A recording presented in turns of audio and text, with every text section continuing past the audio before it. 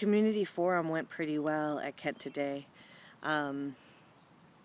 It was pretty cool to hear how what's happening at Green River really affects the community. A lot of individuals from the community are worried about these cuts and what it means for education.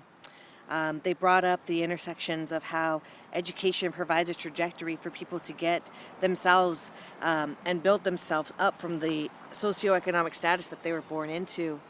A doctor gave testimony about how education is actually linked to better health. So those who have higher education are actually more healthy.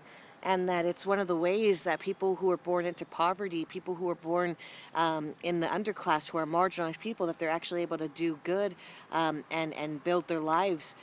People were talking about how their degrees at Green River helped them to be able to afford their families and to be able to help their families and extended families out because they got good paying jobs.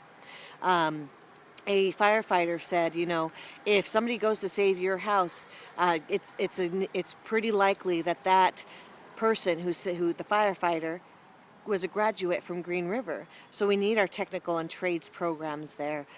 We need these programs. So there was a question or a call to action at the end, and it said, all right, go back to your organizations and talk about this.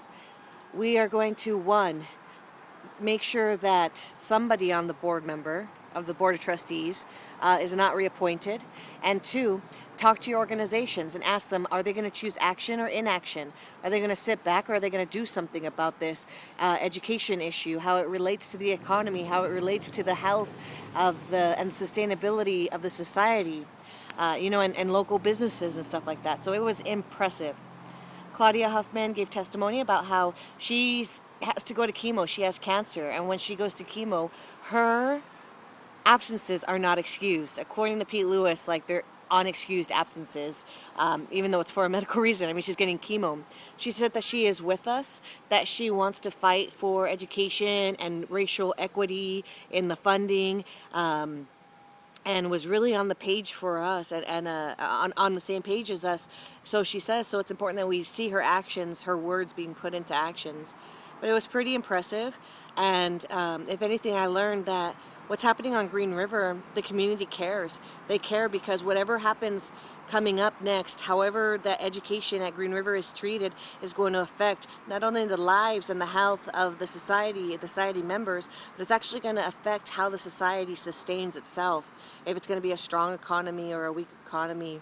And they hope that we take this, as Green River, we take this all the ways up to the Capitol, because what's happening at Green River is what's happening in education. Kent doesn't have enough classes for its students. They have classes in the hallways. So funding's a big issue on the state level, and funding's a big issue on Green River because of that, and because of the way that our funds have been misused.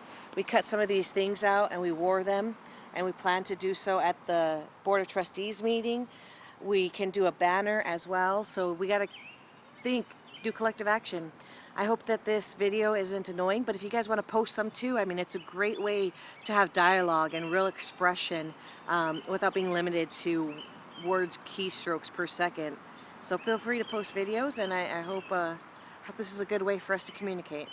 All right, take care. Tomorrow, 4 o'clock, BOT. We need to fill the room. They have 300 seats. We need to make sure we have people in them, every single one of them. Tell your friends, hashtag it. Let everybody know. We have to show up. We asked them to move the meeting. We can't show an empty hall there. So, all right, unite the fight, keep it strong, and let's get this done.